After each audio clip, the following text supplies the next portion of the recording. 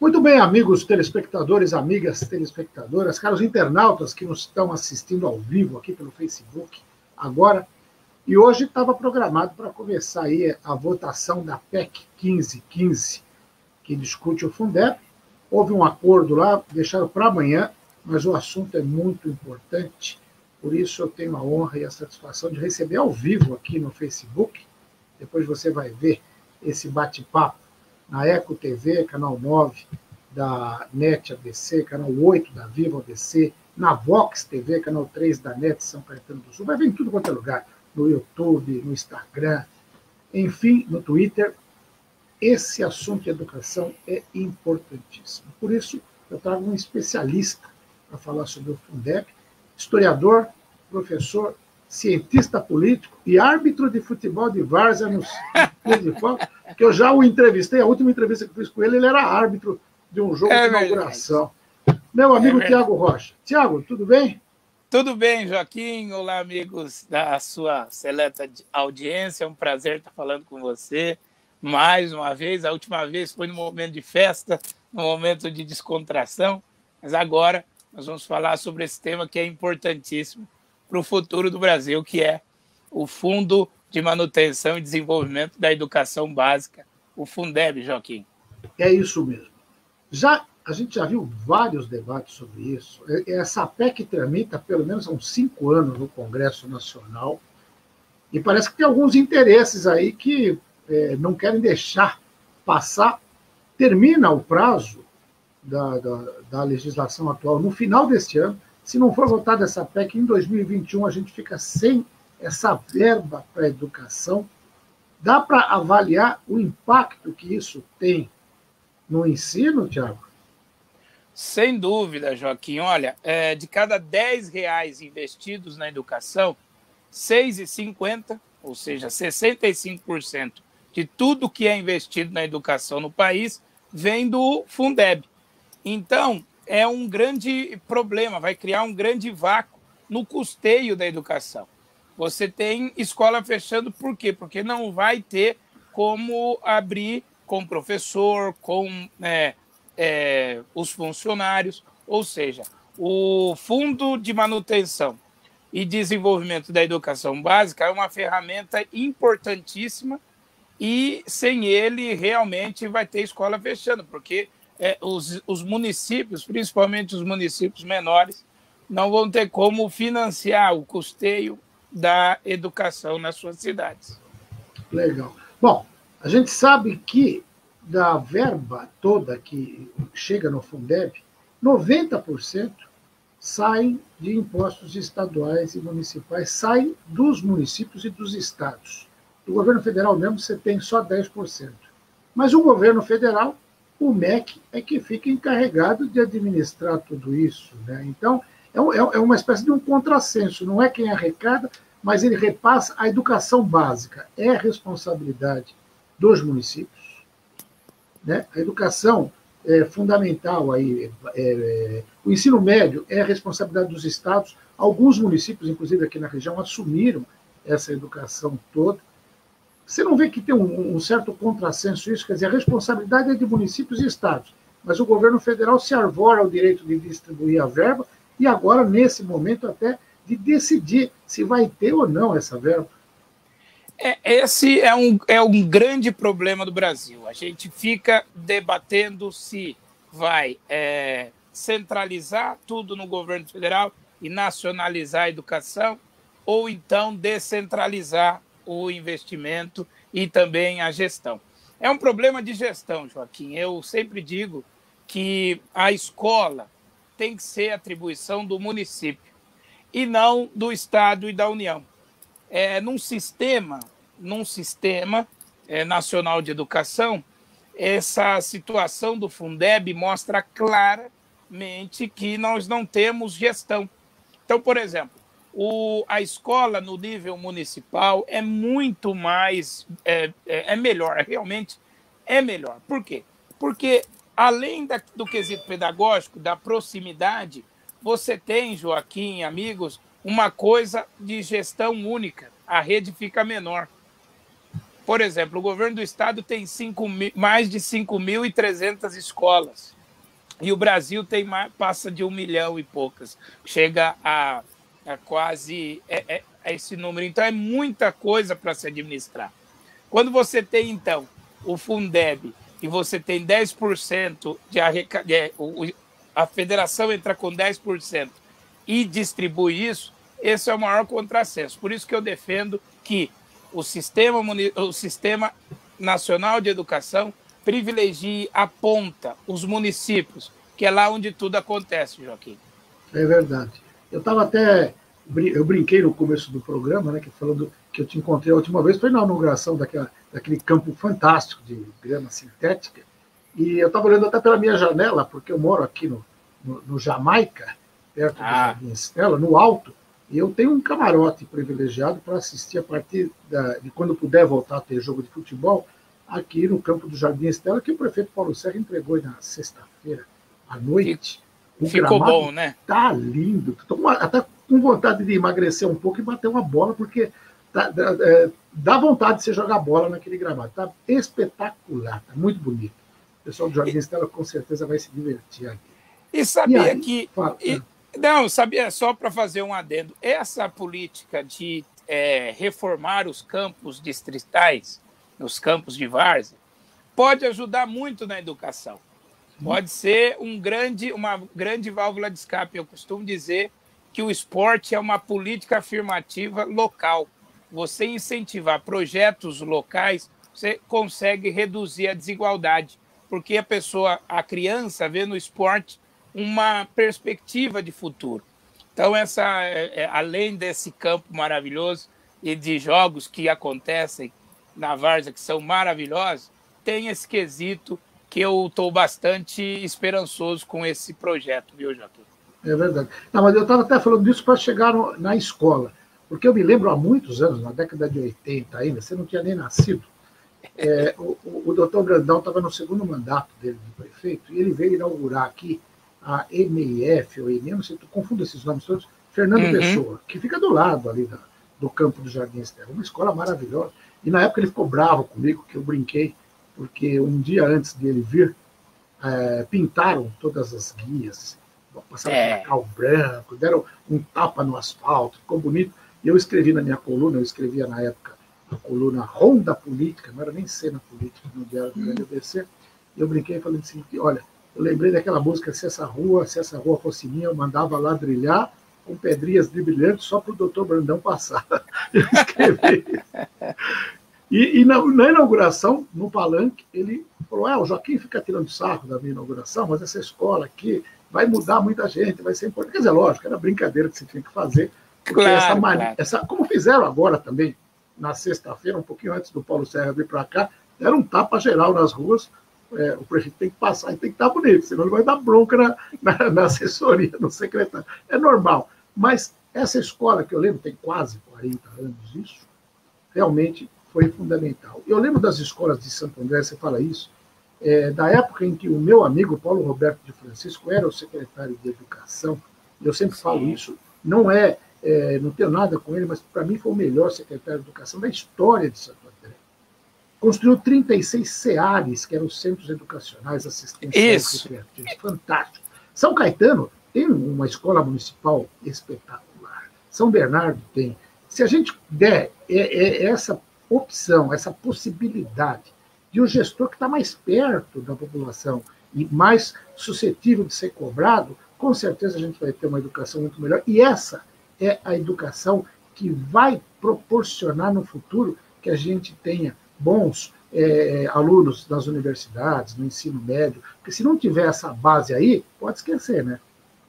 Joaquim, você está corretíssimo, e o Paulo foi realmente o melhor secretário. Sem dúvida nenhuma, se qualquer indicador de qualidade de educação, o Paulo realmente mudou o paradigma. Eu, como historiador, eu não posso cravar o melhor da história, mas porque a gente tem que respeitar cada período. A dona Cleide Repulho também. Boquiche foi bom. A Cleusa Repulho, eu acho que teve o seu momento, né?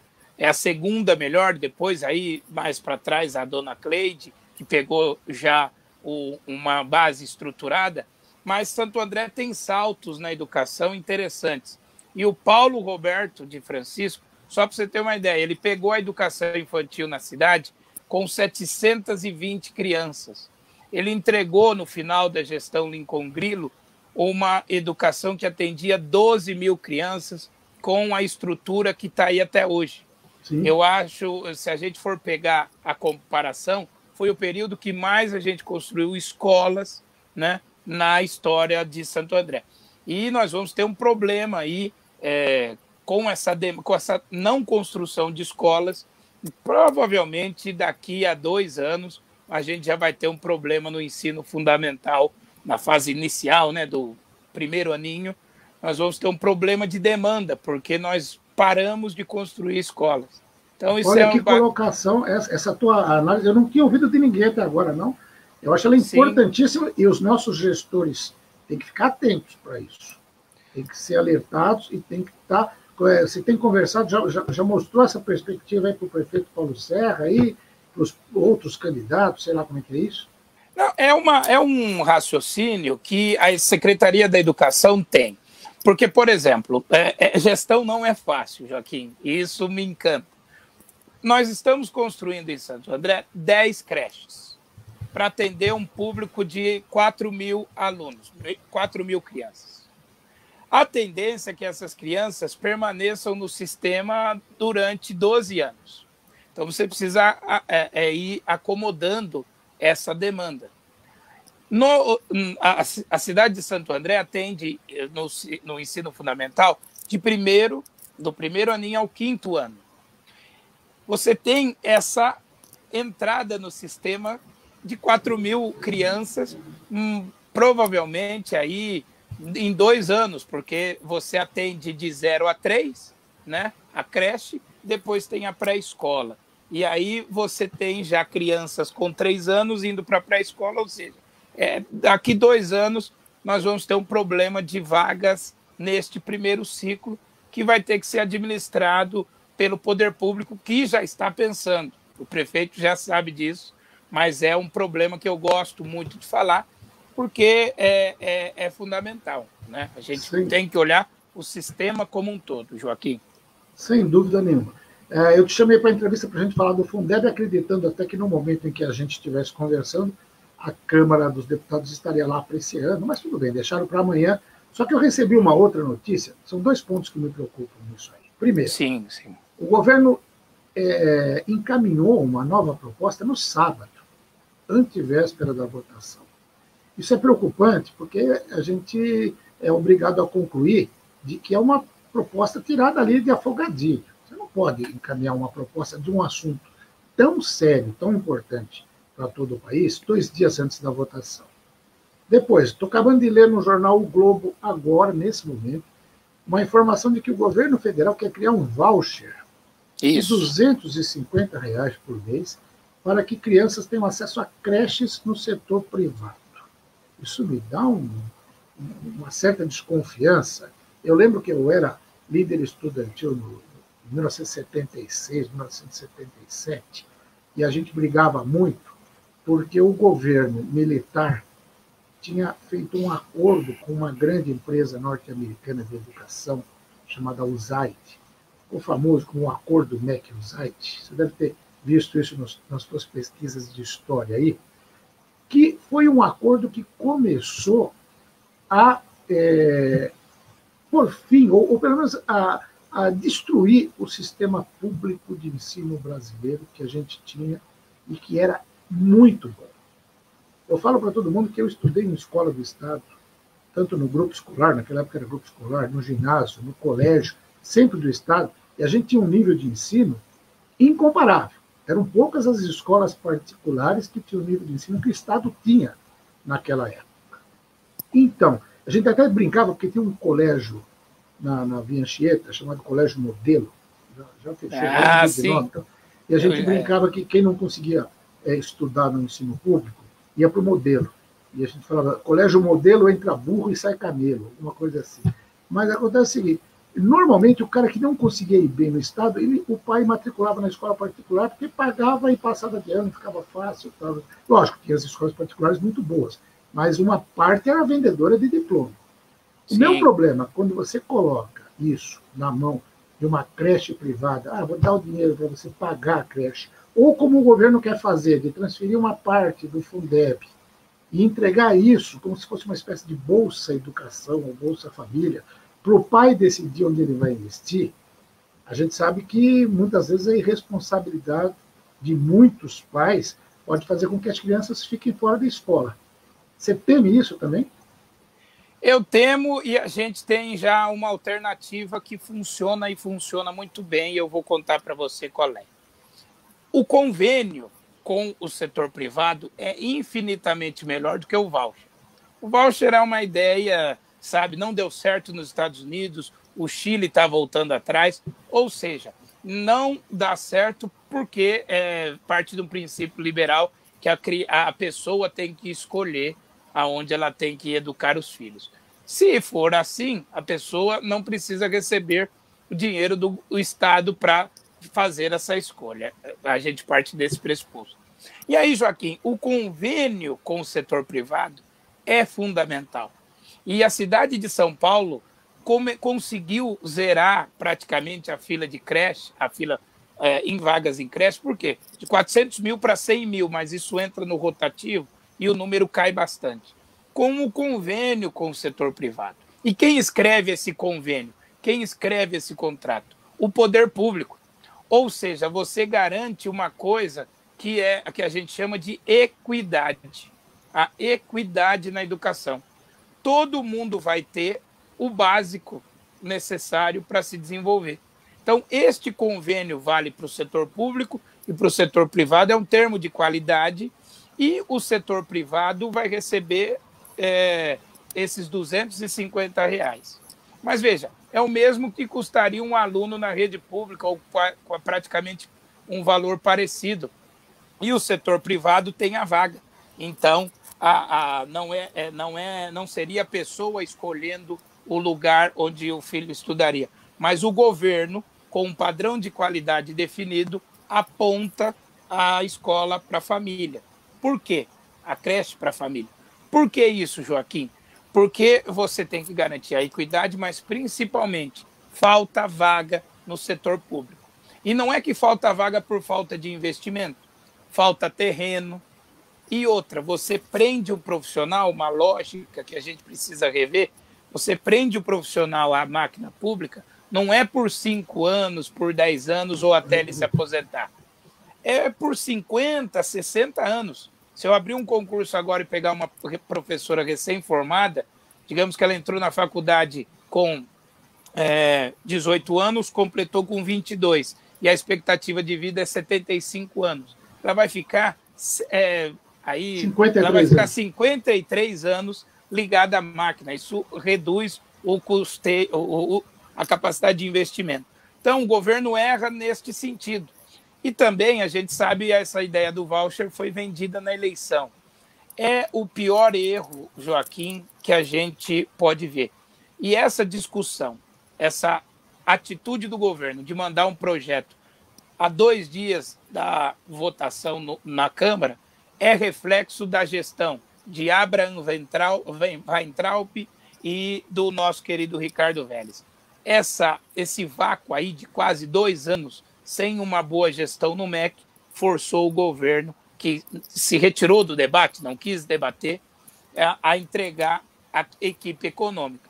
E economista, meu amigo, como diria o Leonel Brizola, ele vê a educação como uma coisa cara do ponto de vista financeiro. E aí saem essas atrocidades. A ideia do voucher nasce errada. O caminho aí é o convênio, Joaquim. Correto, concordo plenamente. Tiago, ficaria aqui mais horas falando com você, um papo muito agradável. A gente vai falar mais vezes, até porque a Câmara vai começar a votar isso amanhã, deve começar a votar amanhã, e a gente vai voltar a falar. Obrigado pela entrevista. Hoje eu tenho que parar por aqui, porque o tempo de televisão, você sabe, é curtíssimo. Mas acho que foi bastante esclarecedor. Quero agradecer aqui Minha mulher, a Rosana Alessi, que está assistindo, foi professora durante muito tempo. A minha irmã, Maria de Lourdes Alessi Hort, professora e foi diretora de escola, dona de escola particular durante muito tempo. O Eduardo Chabocão, que está assistindo aqui também. Muita gente, não deu para ver o nome de todo mundo que passou aqui, mas a gente vai voltar a falar mais vezes. Obrigado, Tiago. Obrigado a você, Joaquim. É um prazer, pode chamar. Você é um grande jornalista e um grande amigo, que também compartilha um gosto junto comigo, o bom vinho, é ou não é? Opa, sem dúvida nenhuma. Valeu, Tiago, um abraço. Um abraço, até mais.